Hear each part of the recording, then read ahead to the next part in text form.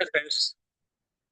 Today we are discussing the JIB, Indian Economy and Indian Financial System, Module D. Under that, unit number 32. It is the fixed income markets and debt and bond markets. ఈ చిన్న topic just fundamentals basic కింద ఉంటుంది ఇది. Let us start.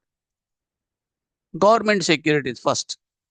ఏంటి government securities అంటే government securities అనేది market consist of securities issued by the state and central government. Government అంటే రెండే government, state government, central government. వాటికి సెక్యూరిటీస్ ఏంటి అంటే గవర్నమెంట్కి ఏంటంటే డెట్ కావాల్సి వస్తుంది, అప్పు కావాలి. అప్పు కావాలనుకున్నప్పుడు ఏం చేస్తారంటే ఫండ్స్ రైజ్ చేయాలి. ఫండ్స్ రైజ్ చేయాలి. ఎక్కడి నుంచి రైజ్ చేయాలి ఫండ్స్ అంటే పబ్లిక్ నుంచే. సో పబ్లిక్కి రిప్రజెంట్ చేసేది ఏంటి అంటే banks, institutions, financial institutions represent చేస్తాయి. అంటే పబ్లిక్ ఫండ్స్ ఎక్కడ పెడతాం మనం? బ్యాంకుల్లోనూ ఫైనాన్షియల్ ఇన్స్టిట్యూషన్స్లోనూ పెడతాం.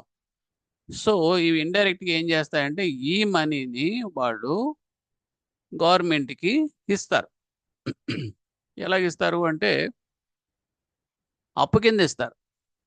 అప్పు కింద ఎవడంటే ఏంటంటే ఈ ఫండ్స్ అన్నీ కూడాను గవర్నమెంట్ ఒక బాండ్ రూపంలో కానీ, ట్రెజరీ ఇన్స్ట్రుమెంట్స్ కానీ, గవర్నమెంట్ సెక్యూరిటీస్ అంటాం ఇవన్నీ కూడా, వాటి ద్వారా ఇష్యూ చేసి పబ్లిక్ ఆక్షన్కి పెడతారు.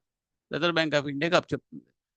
సో వీళ్ళు ఏం చేస్తారంటే అవన్నీ కూడా ఆక్షన్లో పెట్టి ఈ ఆక్షన్లో పార్టిసిపేట్ చేసే ఫైనాన్షియల్ ఇన్స్టిట్యూషన్ నుంచి ఫండ్స్ రైజ్ చేసి అవి గవర్నమెంట్కి ఇస్తే government వాడుకుంటుంది.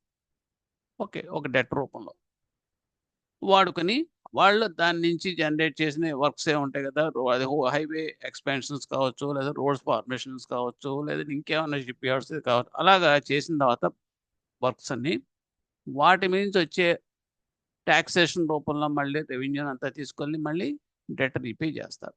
This is the process of government securities. అది బ్రాడ్గా చెప్పేసాను. ఇక్కడ మనం డీటెయిల్గా చెప్తాం. Government securities market institutes consist issued by the state government, central government. Government securities include central government securities, treasury bills and state development loans. State development ఇప్పుడు అమరావతి ఉంది, Amaravati bonds అని చెప్పేసి ఇష్యూ చేశారు, స్టేట్ గవర్నమెంట్ ఇష్యూ చేసింది. అలా they are issued in order to finance the physical deficit and managing the temporary cash mismatches of the government. గవర్నమెంట్కి ఏంటి అవసరం? ఏంటి? ట్యాక్సెస్ రూపంలో వస్తుంది కదా, వస్తుంది. ట్యాక్సెస్ రూపంలో 100 రూపాయలు వచ్చింది అనుకోండి, అది రెవెన్యూ ఇన్కమ్. ఓకే, కానీ అట్ ద సేమ్ టైం కొన్ని ప్రాజెక్ట్స్, కొన్ని బడ్జెట్ ఉంటుంది, దీనికి ఎంత రోడ్స్ ఇలా తయారు చేయాలి అని చెప్పేసి ఒక ప్లాన్ ఉంటుంది. ఓకే, ఆ ప్లాన్ ఎక్స్పెండిచర్ మీకు అది 150 రూపాయలు అనుకోండి. సో 100 రూపాయలు రెవెన్యూ వచ్చిన 150 రూపాయలు రెవెన్యూ అవుతుంది, ఎక్స్పెండిచర్ కింద ఖర్చు పెట్టినప్పుడు. ఓకే, గవర్నమెంట్ ఈ మధ్యలో ఉండే డెఫిసిట్ ఉంటుంది కదా 50 rupees. So that is short fall. So దీన్ని ఏం చేస్తారంటే ఈ ఫిజికల్ డెఫిసిట్ని మనం ఒక డెట్ రూపంలో పబ్లిక్ నుంచి బాండ్స్ ఇష్యూ చేయడం ద్వారా రిజర్వ్ బ్యాంక్ ఆఫ్ ఇండియా ద్వారా రైజ్ చేస్తుంది. ఓకే, ఇందులో మరి పార్టిసిపేట్ చేసేవాళ్ళు ఎవరు పార్టిసిపేట్ చేస్తారంటే చూడండి, all entities registered in India have ఏంటి? Banks, financial institutions, primary dealers, firms, companies, corporate bodies, partnership firms, institutions, mutual funds, foreign institutional investors, FIAs, and state governments, provident funds, trusts, research organizations are all eligible to participate in this. Okay, that is about that government securities. Next, bond valuation and theories. ఇది ఏంటి అంటే there are three important parameters for any bond or ఏంటి bond అంటే ఏంటంటే bond ఎలా ఉంటుంది? ఏం లేదు, సింపుల్గా చెప్పాలంటే మన బ్యాంకులో డిపాజిట్ వేసాను కూడా 10,000 లక్ష రూపాయలు వేసారంటే చిన్న బాండ్ ఇస్తున్నారా? లేదండి, దాన్ని మనం ఏంటంటే రిసీట్ అంటున్నాం, డిపాజిట్ రిసీట్ అంటున్నాం. అటువంటిదే బాండ్ అంటే. అది ఎలా ఉంటుందంటే అక్కడ on that it is a face value ఉంటుంది. ఆ తర్వాత ఎంత టెన్యూర్ ఉంటుంది, 5 ఇయర్సా, 6 ఇయర్సా, 7 ఇయర్సా, just like bank deposit receipt లాంటిదే. అందులో ఏముంటాయి? ఇందులో నిండా ఉంటాయి. మెచ్యూరిటీ ఉంటుంది, రేట్ ఆఫ్ ఇంట్రెస్ట్ అనేది ఉంటుంది. Okay, so these are the primary factors we'll get in that bond. One is face value, maturity, and a coupon. Coupon is nothing but interest. పీరియాడికల్గా ఇంట్రెస్ట్ ఇచ్చామనుకోండి, క్వార్టర్లీ, మంత్లీ, అది మన interest అంటలేదా? అలాగే వీటిని coupons అని అంటాం. The price of the bond also depend upon the prevailing market interest rate yield. Price of the bond అంటే ఏంటంటే, bond, let us say example 10,000 rupees is the bond face value of bond. దాని మీద 8% ఇస్తానని చెప్పేసి interest rate వేసాడు. That is the interest rate of the bond. Maturity అనేది 5 years అన్నాడు. అంటే 2024 అంటే 2029కి అది అయిపోతుంది. So that is the example అనుకోండి. ఇప్పుడు ఈ మార్కెట్లోకి ఈ బాండ్ రిలీజ్ చేసే టైంకి ఈ బాండ్ మీద ఎక్స్పెక్టెడ్ రిటర్న్ ఎంత ఉంటుంది, అంటే దాని వాల్యూ ఎంత అనే దాన్ని మనం, అంటే దీని మీద వచ్చి వర్కౌట్ అయ్యే ఇంట్రెస్ట్ ఎంత వర్కౌట్ అవుతుంది అనే దాన్ని చూస్తానంటే దాన్ని ఈల్డ్ అంటాం. అంటే ఈల్డ్కి ఈ కూపన్ ఇంట్రెస్ట్, బాండ్ మీద రాసిన ఇంట్రెస్ట్కి తేడా ఉంటుంది. చెప్పాలంటే ఈల్డ్ అంటే ఏం లేదండి, బాండ్ మీద 8% ఉంది, అది మార్కెట్లో రిలీజ్ అయ్యే టైంకి మీకు interest rates in the market అనేది 7% అయిపోయింది. మార్కెట్లో ఇంట్రెస్ట్ రేట్స్ డౌన్ అయిపోయినాయి. సో ఇప్పుడు ఏమవుతుంది మీకు, ఈ బాండ్ నిజంగా వాల్యూయే కదా, ఎందుకంటే మార్కెట్లో ఎక్కడ ఇన్వెస్ట్ చేసినా మీకు 7%, కానీ మన చేతిలో ఉండే బాండ్ మాత్రం ఇట్ ఈస్ గివింగ్ 8%. సో న్యాచురల్గా దీనికి ఎప్రిసియేషన్ ఉంటుంది కదా, ఆ ఎప్రిసియేషన్నే మనం ఇంట్రెస్ట్ రేట్ రూపంలో దాన్ని ఈల్డ్ అని అంటాం. ఓకే, అంటే వర్కౌట్ అయితే కనుక దానికి మనం 7, మార్కెట్లో 7 ఉంటే కనుక ఈ బాండ్ మీద వచ్చే మనకి ఎక్స్పెక్టెడ్ రేట్ ఆఫ్ ఇంట్రెస్ట్ అనేది మనకు వర్కౌట్ చేస్తే 7.9, 7.8 వచ్చిందనుకోండి. ఓకే, సో దానికి మనం గెయిన్ ఉన్నట్టే కదా అది. So that is the mechanism of the yield and coupon rate. To determine the fair price of the bond, we have to understand that the market interest rate for the term of the maturity of the bond keeps changing the real world. అంటే ఇది ఎలా మారుతుంది అంటే, ఈ ఏదైతే మనం yield అంటున్నాం చూడండి, ఆ ఈల్డ్ అనేది కూడా మీకు మారిపోతుంది. ఎలా మారుతుంది మీకు అంటే, పీరియడ్ ఆఫ్ ద బాండ్ బట్టి మారిపోతుంది. సో 5 ఇయర్స్ బాండ్ ఉందనుకోండి, దానికి ఒక రకమైన ఈల్డ్ ఉంటుంది, అంటే వర్కౌట్ చేసే మనకి రిటర్న్ అనేది దాని మీద ఎక్కువ ఉంటుంది. అదే లాంగ్ డ్యూరేషన్ అనుకోండి, ఒక 10 ఇయర్స్ అనుకోండి, 10 ఇయర్స్ తర్వాత అంటే ఏం జరుగుతుందో మనకు యాంటిసిపేట్ చేయలేం కదా, there is a high risk. Long duration కలిగేటప్పటికి ఏమవుతుందో తెలియదు మనకు. అందు గురించి ఏం చేస్తారంటే, అక్కడ దానికి ఉన్న రిస్క్ ఫ్యాక్టర్స్ వల్ల ఈ 5 ఇయర్స్ బాండ్ మీద వచ్చే రిటర్న్ 10 ఇయర్స్ బాండ్ మీద వచ్చే రిటర్న్ కన్నా ఎక్కువే ఉంటుంది కానీ తక్కువ. ఆ రకమైన variations, because of this duration, it will be changing in the real world. అదే చెప్తారు. Although the coupon of the interest payable by the bond issuer to the bond is never changed. డెఫినెట్గా, ఎందుకంటే 8% అని రాసి ఉందనుకోండి బాండ్ మీద, మనకి monthly coupons కావచ్చు, క్వార్టర్లీ కూపన్స్ కావచ్చు, ఇంట్రెస్ట్ అనమాట అండి, అవి ఫిక్స్డ్, అవి ఏం మారవు, మార్కెట్తో సంబంధం లేదు. As the market interest rate changes అయినప్పటికీ కూడా దట్ చేంజ్ అవ్వవు. Adjustments will have to be made to the price of the bonds. Only bond యొక్క ప్రైస్ మీద మాత్రమే మార్పులు చేర్పులు జరుగుతాయి తప్పితే, దాని వాల్యూ డిప్రిసియేషన్ ఎప్రిసియేషన్ జరుగుతుంది తప్పితే, ఆ బాండ్ మీద వచ్చే ఇంట్రెస్ట్ రేట్కి మాత్రం అది ఎఫెక్ట్ అవ్వదు. So these are the features of that bonds. Next, there are 4 important bond theories. మొత్తం 4 ఇంపార్టెంట్ బాండ్ థియరీస్ ఉన్నాయండి. అవేంటి 1, 2, 3, 4 చూద్దాం. ఫస్ట్ థియరం 1 ఏం చెప్పుద్దంటే, the price of the bond is inversely related to the change in the interest rate. Price of the bond అంటే bond value. ఇందాక చెప్పాను చూడండి, 10,000 bond అన్నాం. Okay, that is the face value of the bond. Okay, అది 8% అని చెప్పానుగా, bond మీద వచ్చే ఇంట్రెస్ట్ రేటు 8% అని చెప్పాను. సో ఇప్పుడు ఏమవుతుంది, మీ మార్కెట్లో కనుక ఇంట్రెస్ట్ రేట్స్ తక్కువ ఉన్నాయనుకోండి, తగ్గిపోయినాయి అనుకోండి, సపోజ్ 7% ఉందనుకోండి, అప్పుడు ఏమవుతుంది, మన చేతిలో ఉండే బాండ్ మీద ఎక్కువ ఈల్డ్ వస్తుంది కాబట్టి న్యాచురల్గా ఈ బాండ్కి వాల్యూ అనేది ఉంటుంది, ఎప్రిసియేషన్ ఉంటుంది, అంటే అప్వర్డ్ ట్రెండ్లో ఉంటుంది. అంటే 10,000 ఉండే ఫేస్ వాల్యూ ఉండే బాండు 11,000 పలకొచ్చు, because of that appreciation while comparing with that market interest rate. So అది అంటే inversely.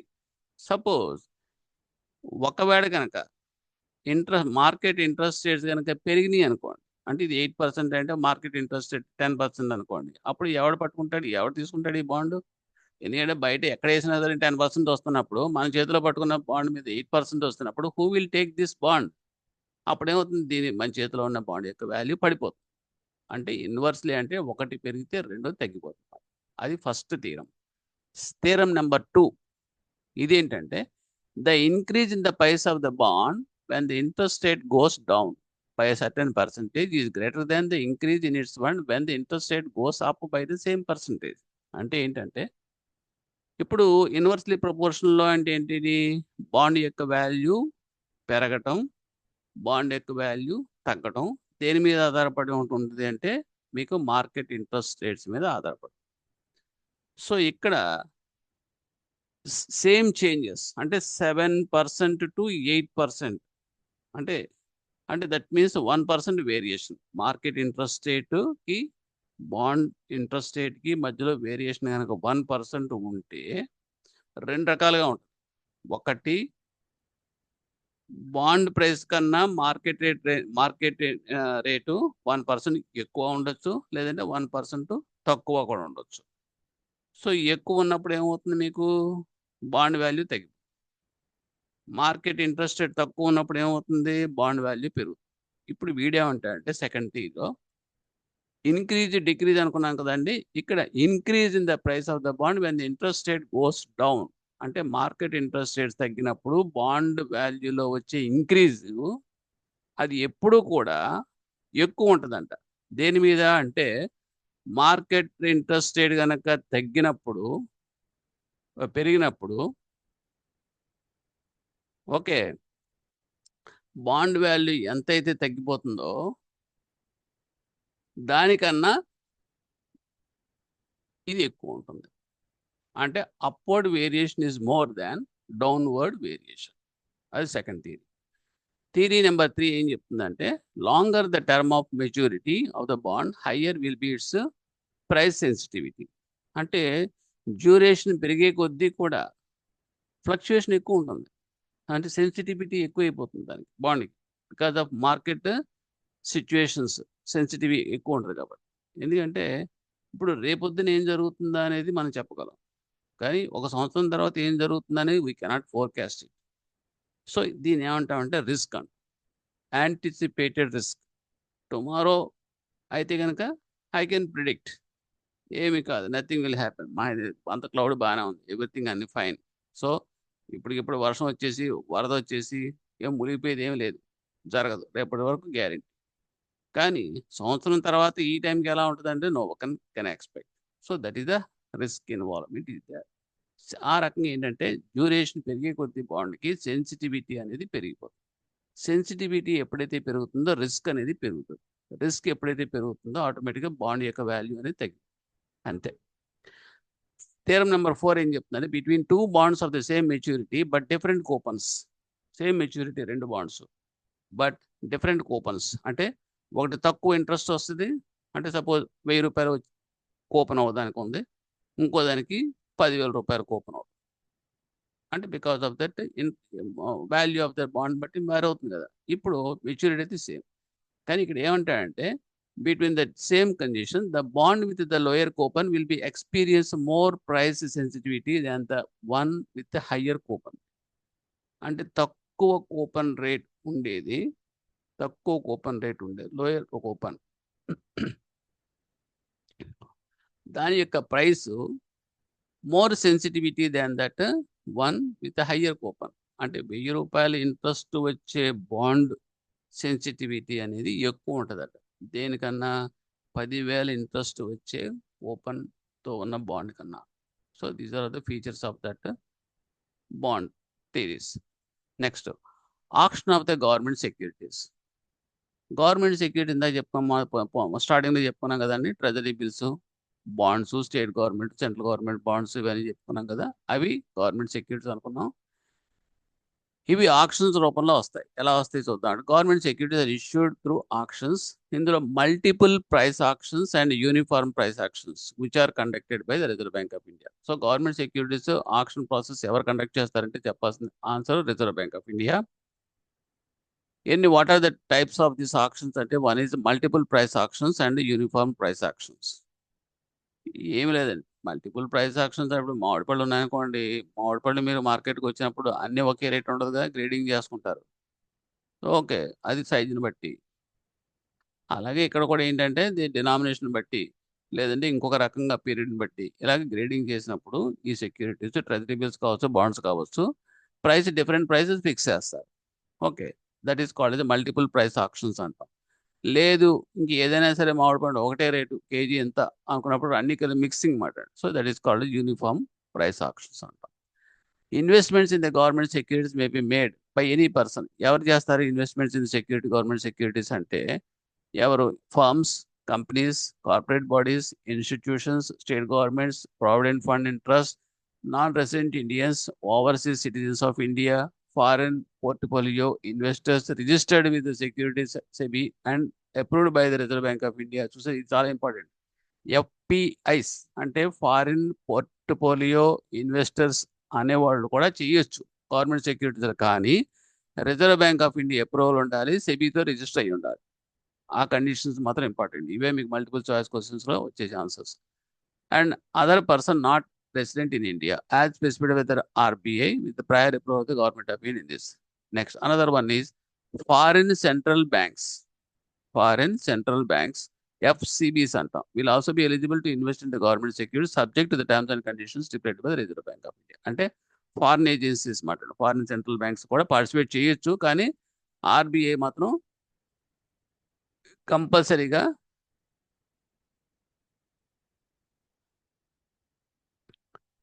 RBI stipulated terms and conditions follow in consultation with the government of India. Next, investment by a person resident outside India or a company which is incorporated outside India or any branch of any such company shall be subject to the provisions of the foreign exchange. ఇకపోతే ఈ FEMA approved regulations ఎవరికి ఉండాలి అంటే ఎవరైతే persons residents outside India అంటే foreigner అన్నమాట. అలాగే company, at is also foreign company. ఎందుకు అంటే this is incorporate out side India. Foreign company ఎప్పుడు అంటాం? అవుట్ సైడ్ కనుక రిజిస్టర్ అయితే కనుక, అదర్ కంట్రీలో కనుక ఇన్కార్పొరేట్ అయితే కనుక, పుడితే కనుక అది. అలాగే any branch of such company, అటువంటి దానికి సంబంధించిన ఏ బ్రాంచ్ అయినా సరే ఇన్వెస్ట్ చేయాలి అనుకుంటే కనుక ఈ పర్టికులర్ గవర్నమెంట్ సెక్యూరిటీస్లో కంపల్సరీగా కండిషన్ ఏంటంటే ఫెమా తోటి ప్రొవిజన్స్ అన్ని కూడా ఫాలో అవ్వాలి. Subject the provisions of FEMA and regulations the framed thereunder in addition to the other provisions of the law applicable to the government securities. అక్కడికి ఇదంతా చాలా డీటెయిల్గా చదువుకోవాల్సిన విషయం. నెక్స్ట్ వస్తే డినామినేషన్కి వస్తే government securities will be issued for a minimum amount of 10,000 rupees in multiples thereof 10,000 rupees thereof అంటే 10, 20,000, 30,000, 40,000 అంటే 10 మల్టిపుల్స్ ఆఫ్ 10,000 అని అర్థం. నెక్స్ట్ ప్రైమరీ డీలర్స్ అంటే ఎవరు? ప్రైమరీ డీలర్స్ అంటే మనకు వెంటనే గుర్తు రావాల్సింది ఏంటంటే గవర్నమెంట్ సెక్యూరిటీస్ కోసం సెపరేట్ మార్కెట్ అనే దాన్ని క్రియేట్ చేయడం కోసం ప్రైమరీ డీలర్స్ని ప్రమోట్ చేశారు. అంటే ఏంటంటే ఈ ప్రైమరీ డీలర్స్ ఎవరైతే గవర్నమెంట్ సెక్యూరిటీస్ ఆక్షన్ రూపంలో రిలీజ్ చేస్తారో వాటిల్లోకి వీళ్ళు పార్టిసిపేట్ చేస్తారు. ప్రైమరీ డీలర్స్ చేసి అవి ఇనీషియల్ మార్కెట్ కింద తను తీసుకుని పర్చేజ్ చేసి బై చేసి తర్వాత కావాలంటే ట్రేడింగ్లో సెకండరీ మార్కెట్కి ట్రాన్స్ఫర్ చేసి చేస్తారన్నమాట. అంటే first hand, second hand. Suppose మనకు వెహికల్ అనుకోండి, ఫస్ట్ రెడీమేడ్గా మనం కొనుక్కున్నాం అనుకోండి, ఫస్ట్ హ్యాండ్ అండి. ఒక ఏడాది అయిన తర్వాత నేను అమ్మేసాను అనుకోండి, సెకండ్ హ్యాండ్. అది so primary dealers are the first hand for security, government securities. ఇది కాకుండా కొన్ని అసైన్మెంట్ డ్యూటీస్ ఉంటాయని కూడా చేయాల్సిన అది తెలుసుకుందాం. Okay, they are entities. ఎవరు ఈ ప్రైమరీ డీలర్స్ ఎవరు అని అంటే కనుక by government securities directive from RBI ఏం చేస్తారు, గవర్నమెంట్ సెక్యూరిటీస్ కొంటారు, ఎయిమింగ్ టు రీసెల్, చెప్పాను చూడండి, resell to other buyers. In this way primary dealers create a market for government securities. ఈ రకంగా గవర్నమెంట్ సెక్యూరిటీస్ మార్కెట్ అనేది క్రియేట్ చేస్తారు first. The primary dealer system in government securities market introduced by Reserve Bank of India. ఎవరు start చేశారు? Reserve Bank of India start చేసింది 1995లో. నేను PDs అని అంటాం. Thus serve to promote transactions in government securities market. Promote చేయడం government securities మార్కెట్ని. And facilitating the arrangement is essential for selling the government securities, as government is the single largest borrower in the market, which borrows through the issue of these securities, treasury bills and government issue చేసే treasury bills బాండ్సే కదా. Next RBI guidelines stipulate that PD should have a minimum turn over. ఇకపోతే అన్ని పీడీస్కి ఎవరు chance, ఇది కొన్ని norms ఉంటాయి. ఈ primary dealers వాళ్ళు మాత్రమే reserve Bank of India guidelines satisfy అయితేనే మాత్రమే వీళ్ళు ఇందులో పార్టిసిపేట్ చేయడానికి అర్హత ఉంటుంది. అది ఏంటి, ఏ బేసిస్ మీద అంటే మినిమం టర్న్ ఓవర్ రేషియో ఉండాలి వాళ్ళకి. ఓకే, అందులో పార్టిసిపేట్ చేయాలంటే. నెక్స్ట్ బిడ్డింగ్ రేషియో ఉండాలి, మినిమం బిడ్డింగ్ రేషియో అంటే ఇది కూడా మినిమం ఎంత ఉండాలి bidding ratio. Under writing ratio, under writing అంటే బిడ్డింగ్ అంటే నథింగ్ బట్ బయ్యింగ్. ఈ రేటుకి మినిమం, ఈ రేటుకి నేను కొనుక్కుంటాను అంటే మరీ చీప్గా కొనడం లేదు. దాని వాల్యూ సపోజ్ 100 రూపాయలు ఉందనుకోండి, ఓకే, నేను అందులో పార్టిసిపేట్ చేయొచ్చు కదా అని చెప్పేసి నేను 20 రూపాయలు 30 రూపాయలు కాదు, దానికి మినిమం ఎంత 90 రూపీస్కో ఎంత 90% తగ్గకుండా ఆ టైప్ ఆఫ్ బిడ్డింగ్ రేట్స్కి వాళ్ళు రెడీ అయితేనే. అలాగే అండర్ రైటింగ్, అండర్ రైటింగ్ ఎవరు పార్టిసిపేట్ చేయలేదనుకోండి, వాళ్ళు భరోసా కింద మేమే తీసుకుంటాం ఆక్షన్లో అనేది guarantee. So it's called under writing. ఇది కూడా రేషియో, ఎంత ప్రపోర్షనేట్లో మేము డెఫినెట్గా తీసుకుంటాము గ్యారంటీగా అనే హామీ ఉండదు. Secondary market participation etcetera in order to ensure that they are active in supporting that. ఇందువల్ల ఇవన్నీ పెట్టిందంటే Reserve Bank of India, they reserve RBI wants these PDs to be more active in the trade of government securities, ఆ purpose కోసం. Next eligibility conditions primary market ఏంటి ఉన్నాయంటే, ఎవరికి eligibilities ఉంటాయంటే schedule commercial banks, all India financial institutions, ఇవన్నీ కూడా primary dealers కింద ఉండొచ్చు. Subsidiary of schedule commercial banks, subsidiaries of scheduled commercial banks and all India financial institutions, they are eligible for as primary dealers. అలాగే subsidiaries and joint ventures set up in India by entities incorporated abroad, అంటే బయట ఎక్కడో పుట్టినాయి, ఫారెన్లో incorporate అయ్యి, okay, joint ventures, okay, అవి కూడా మనకి participate చేయొచ్చు ప్రైమరీ డీలర్స్ కింద. And companies incorporated and the companies act 1956 and doesn't fall under A and B. అంటే ఏంటంటే ఇక్కడ మన కంపెనీస్ యాక్ట్ ప్రకారం మన ఇండియాలో ఇన్కార్పొరేట్ అయిన ఏజెన్సీ కంపెనీ ఏదైనా సరే వాళ్ళు కూడా పార్టిసిపేట్ చేయొచ్చు. ఓకే, ఏది పని ఏ అండ్ బి కాకుండా ఉన్నమాట. అలాగా the applicant for PD, these are the eligible institutions అనమాట. ప్రైమరీ డీలర్ ఎవరిలో ఉండొచ్చు అంటే మీకు తెలుసుకోవాల్సింది subsidy of schedule commercial banks, subsidy of joint ventures set up in India by entities incorporated abroad and companies incorporated under the Companies Act 1956 and doesn't fall under that ENB. ఈ రెండు కాకుండా ఉండేమాట. The applicant for PD should register, compulsory register అయ్యి ఉండాలి. ఎవరితోటి? Non banking financial company కింద. ఎప్పుడు? కనీసం 1 సంవత్సరం అయినా సరే అక్కడ ఎన్బిఎఫ్సిలో కంటిన్యూ అవుతూ ఆ తర్వాత మాత్రమే పీడీ కింద వాళ్ళు అప్లికేషన్ పెట్టుకోవాలి. అంటే డైరెక్ట్గా ప్రైమరీ డీలర్ కింద రిజిస్టర్ చేయడానికి అవకాశం లేదు.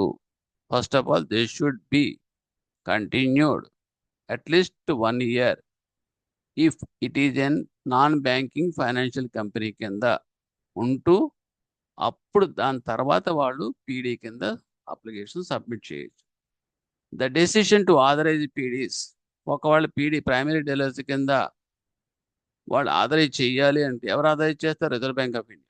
ఎలా చేస్తుందంటే based on its perception of the market needs, వాళ్ళ యొక్క అవసరాలు, వాళ్ళకి అవసరం ఎంతవరకు ఉన్నాయి, సూటబిలిటీ ఆఫ్ ద అప్లికెంట్, వాడు సూట్ అవుతాడా లేదా, ఎలిజిబిలిటీ ఉందా లేదా, వాళ్ళు ఇచ్చిన గైడ్లైన్స్ ప్రకారం ఇవన్నీ చూసుకుని అప్పుడు then only they will recognize and authorize that primary dealers కింద ఆథరైజ్ చేస్తారన్నమాట.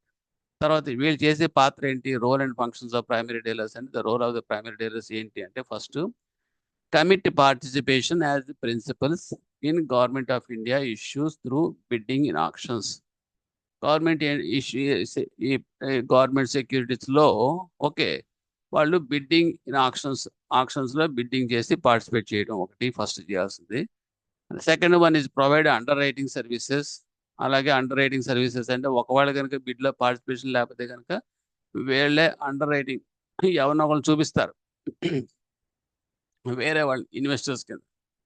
అది ఆ రకంగా లేదు వాళ్ళు కూడా దొరకకపోతే ఎలాగ వాళ్ళు గ్యారంటీ ఇస్తారు అనుకోండి మేమే తీసుకుంటాం అని చెప్పేసి అటువంటి ఫెసిలిటీస్ అన్ని చూసుకోవాలి పాత్ర అది. Offer price buy and sell, firm buy and sell. Offer అంటే వాళ్ళు buying and selling rate of that government securities అనేది వాళ్ళు మార్కెట్లోకి చెప్తారు, వాళ్ళే ఫిక్స్ చేస్తారు. దాన్ని మనం బిడ్ ఆర్ కోట్స్ అంటాం. ఫర్ ట్రెజరీ బిల్స్ కావచ్చు, డేటెడ్ సెక్యూరిటీస్ కావచ్చు, ఆర్ ఎనీథింగ్. ఓకే, ఈ రకంగా మీకు డెట్ మార్కెట్లో యాక్టివ్గా ఉంటాయి. Next Fixed Income Money Market and Derivatives Association of India, FIMMDA అంటే ఏంటి అని అంటే fixed Income Money Market and Derivatives Association of India. ఇది ఏంటి అంటే first of all it is a self regulatory organisation, SRO అంటాం. ఏంటి అంటే ఇది వాళ్ళు ఒక మార్కెట్కి డైరెక్ట్గా వెళ్ళే ముందే కొంత వాళ్ళు హోంవర్క్ లాంటిది చేస్తారు వీళ్ళు. మనమైనా సరే ఎవరైనా సరే యాక్చువల్ ఇంటర్వ్యూ లైవ్ ఇంటర్వ్యూకి వెళ్ళాలనుకుంటే ఇప్పుడు సివిల్ సర్వెంట్స్ వాళ్ళంతా కూడాను వాళ్ళు they will attend for the mock interviews practice కోసం. అలాగే ఎక్కడెక్కడ మిస్టేక్స్ ఉన్నాయి, ఏమి చేయకూడదు, ఏమి చేయొచ్చు, ఇవన్నీ కూడా వాళ్ళకి తెలుస్తుంది. ఓకే, అదే ప్రకారం వీళ్ళు ఏం చేస్తారంటే ఈ fixed Income Money Market and Derivatives Association of India వాళ్ళు ఈ మార్కెట్ ఇన్స్టమ్ 3 ఉన్నాయి. అదేంటంటే bonds, money Market and derivative markets 3. Bond market, money market, derivative markets సంబంధించింది వాళ్ళు ఈ ట్రేడ్ పార్టిసిపేట్ చేసేటప్పుడు వాళ్ళు ఈ వీళ్ళని ఫస్ట్ వీళ్ళు దాటి వెళ్ళాలి. అంటే వీళ్ళు రెగ్యులేటరీ అథారిటీ కింద ఉంటారు. టెంపరీ అంటే అది ఏంటంటే పక్కా రెగ్యులేటరీ ఆర్గనైజేషన్ కాదండి, జస్ట్ వాలంటరీ వన్. పక్కా ఎలాగా సెబిఏ అటువంటి అవుతాయి మీకు. ఓకే, అది ఇందులో కొన్ని ఫంక్షన్స్ ఉన్నాయి. ఈ FIMMDA వాళ్ళకి ఏంటి ఫంక్షన్ అంటే to function as the principal interface with the regulators on various issues that impact the functioning of these markets. Regulators ఉంటారు ఆల్రెడీ, వాళ్ళకి ముందుగానే వాళ్ళు ప్రిన్సిపల్ ఇంటర్ఫేస్ కింద ఉంటారన్నమాట. అంటే ముందు వీళ్ళు చూసుకుని స్క్రీన్ చేసిన తర్వాత వీళ్ళ స్క్రీనింగ్ దాటే అప్పుడు అక్కడికి వెళ్తే కనుక అవతల వాళ్ళ మీద బర్డెన్ తక్కువ ఉంటుంది రెగ్యులేటర్స్ మీద. అదొక purpose. To undertake developmental activities such as introduction of bench mark rates and new derivative instruments etcetera. వీళ్ళు చేసే పని ఏంటంటే మనీ మార్కెట్లో ఇన్స్ట్రుమెంట్స్కి రేట్ ఆఫ్ ఇంట్రెస్ట్ ఫిక్స్ చేయాలి కదా. అవి ఏం చేయాలంటే డైలీ మార్కెట్ డైలీ ఉంటుంది, ఓవర్ నైట్, ఫోర్త్ నైట్, తర్వాత ఇలాగ మనీ మార్కెట్ ఇన్స్ట్రుమెంట్స్లో 1 డే నుంచి మీకు మొదలవుతాయి. 2 days, 4 days, 5 days అలాగా. సో దీనికి ఇంట్రెస్ట్ రేట్స్ కూడా మీకు ఆఫర్ ఇన్స్ట్రుమెంట్స్ యొక్క ఇంట్రెస్ట్ రేట్స్ కూడా మారిపోతా ఉంటాయి. అవి ఏం చేస్తారంటే వీళ్ళే ఫిక్స్ చేస్తారు. Okay, so this is the primary function అన్నమాట. ఓకేనండి. So and next to undertake developmental activities such as introduction of bench marks rates ఇవన్నీ అయిపోయింది. So to provide training and development support to dealers and support personal at a member institution. ఆ డీలర్స్కి తర్వాత support పర్సనల్కి వీళ్ళందరికీ కూడా training ఇచ్చే facilities అన్నీ కూడా వీళ్ళు చూస్తారు. ట్రైన్ అప్ చేస్తే హెల్తీగా ఉంటుంది మీకు మార్కెట్ ఏంటి అన్నీ కూడా. తర్వాత to adopt and develop international standard practices and code of conduct in the above field of activity. అలాగే కొన్ని స్టాండర్డ్స్ అనేది వీళ్ళు ఫ్రేమ్ చేసి దాన్ని డెవలప్ చేస్తూ టైం టు టైము అవి ఇంప్లిమెంట్ అయ్యేలాగా చూసుకోవడం. To devise standardised best market prices.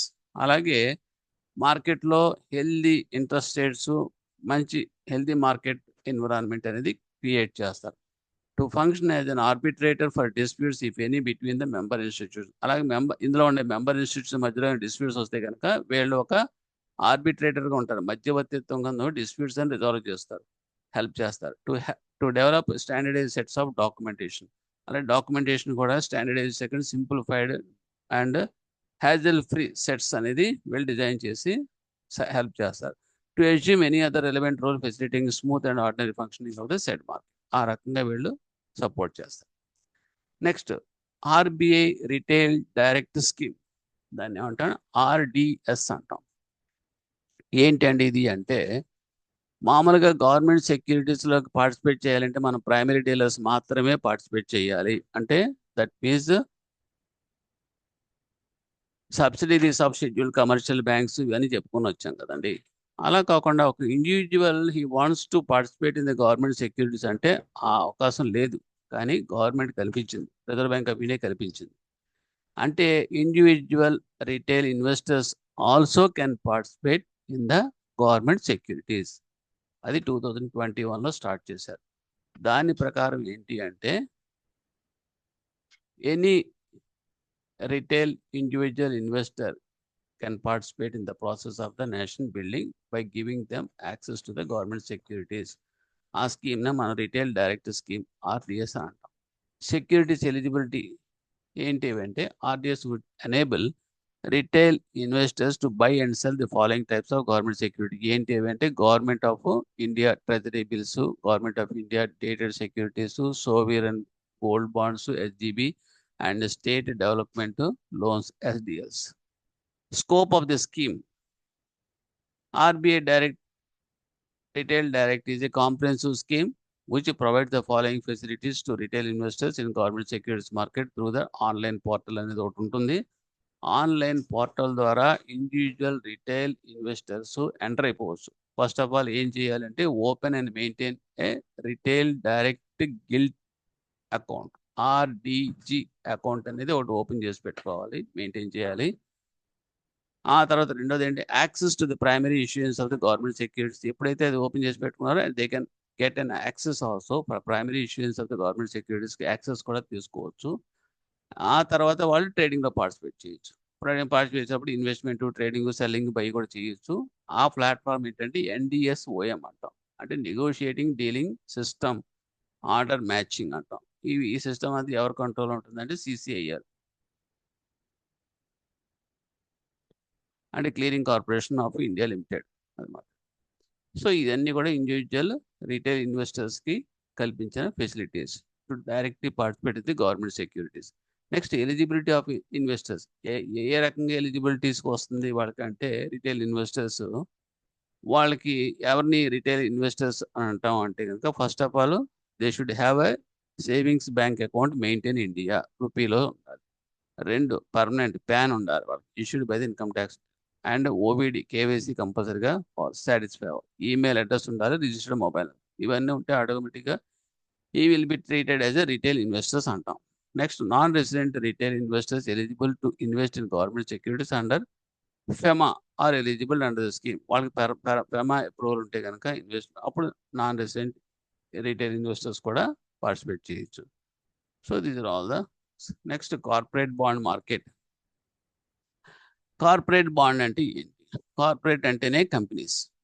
So కంపెనీస్కి బాండ్ ఏముంటాయంటే, companies they can raise the funds for their factory or manufacturing activities. ఏదైనా సరే కావాలనుకుంటే బ్యాంక్ నుంచి టర్మ్ లోన్స్ అటువంటి రైజ్ చేయొచ్చు. కానీ it is a costly and time also consuming. So వీళ్ళు ఏం చేస్తారంటే, కార్పొరేట్స్ కంపెనీస్ డైరెక్ట్గా వాళ్ళు పబ్లిక్లోకి వెళ్ళిపోతారు by offering they bonds in the market. అదే దీన్ని మనం corporate debt market in India అంటాం. So it is a purely related to that corporates. Primary corporate debt market is dominated by financial companies, and relatively a small amount of funds is raised by manufacturing and other service industries through this market. Financial company. Okay. Indian firms are still seeking bank finance as the path to fulfilling that funding requirements. Indian firms అన్ని కూడా ఈ రకంగానే వాళ్ళు public నుంచి funding requirements తీసుకుంటాయి. An efficient bond market would help corporate reduce their financing costs and loan. దీనివల్ల ఏంటంటే, మనకు బ్యాంక్స్కి వెళ్ళామనుకోండి, టైం ఎక్కువ ప్రాసెసింగ్ టైం తీసుకుంటారు, ఇంట్రెస్ట్ రేట్స్ కూడా కొంచెం బెటర్గా హైగా ఉంటాయి. తర్వాత దానికి ఆ చార్జెస్, ఈ చార్జెస్ అని ఇవన్నీ పడతాయి. కాస్ట్ చెప్పాలంటే. ప్రాసెసింగ్ కాస్ట్ అన్నీ పడతాయి. ఇదైతే గనక ఏ కాస్ట్ ఫ్రీ ఏం లేదు. ఆఫర్ చేస్తారు బాండ్ రూపంలో ఫండ్స్ రైజ్ చేసేయడమే పబ్లిక్ నుంచి ఈ కంపెనీస్. అదనమాట. Objectives of the development of the robust corporate bonds ఏంటి ఆబ్జెక్ట్స్ అంటే to defuse stress on banks. దీనివల్ల ఏమవుతుందంటే బ్యాంక్స్ మీద ఇప్పుడు ఒక 5,00,00,000 కావాలంటే 5,00,00,000 బ్యాంక్ నుంచి లోన్ తీసుకుంటే బ్యాంక్ నెత్తి మీద స్ట్రెస్ ఉన్నట్టే లెక్క. అది ఎప్పుడు ఏం జరిగినా కూడా రిస్క్ అంతా కూడా బ్యాంక్‌కే. అదే గనక మీకు ఒక 200 మంది ఇన్వెస్టర్స్ దగ్గర నుంచి మొబిలైజ్ చేశారనుకోండి ఫండ్స్. అప్పుడేమవుతుంది diversification of the credit risk across the various investors అనేది అంటే డిస్ట్రిబ్యూట్ అవుతుంది రిస్క్ అనేది. ఒకే బ్యాంక్ మీద మొత్తం పడే కన్నా అందరి మీద పడుతుంది రిస్క్ అనేది. డైవర్సిఫికేషన్ ఆఫ్ ది రిస్క్ అంటాం. అలాగే to supply long term investment products and long term investors. అలాగే మనకి ఇన్వెస్ట్‌మెంట్ ప్రొడక్ట్స్ అనేది కూడా లాంగ్ టర్మ్ మనం సప్లై చేయొచ్చు, ప్రొవైడ్ చేయొచ్చు ఇన్వెస్టర్స్‌కి. అండ్ లాంగ్ టర్మ్ ఇన్వెస్టర్స్ కూడా మనకి ఈ స్కీమ్ ద్వారా దొరుకుతారు. To reduce funding cost. Funding cost అంటే ఇప్పుడు చెప్పాను కదా! బ్యాంక్ నుంచి మనం మొబిలైజ్ చేసామంటే ఫండ్స్ బోలెడంత కాస్ట్ అది. అదే ఈజీగా కాస్ట్ తక్కువగా ఏమి లేకుండా మనం పబ్లిక్ నుంచి రైజ్ చేయొచ్చు.